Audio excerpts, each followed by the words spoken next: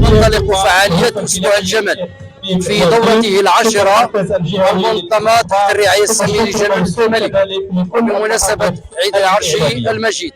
هذه الدورة التي تأتي بعد توقف عندما ل3 سنوات بسبب جائحة كورونا وتداعياتها المعروفة.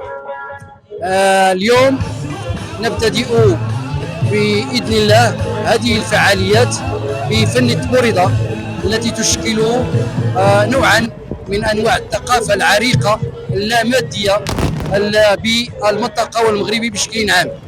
كذلك انطلقت هذه الفعاليات لمهرجان أسبوع الجمال بمجموعة من العروض الفنية للوحدة السابعة للهجر. أسبوع الجمال في دورته العاشرة يتضمن مجموعة من الفقرات الفنية الاجتماعية والثقافية والرياضية.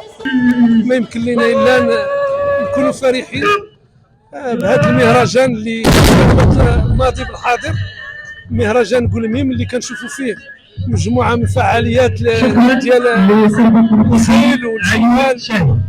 هذا الشيء كلشي الحمد لله كيبين على ان التراث القلمي اللي غادي يبقى عبر التاريخ تراث جزء من التراث اللامادي ديال الوطن.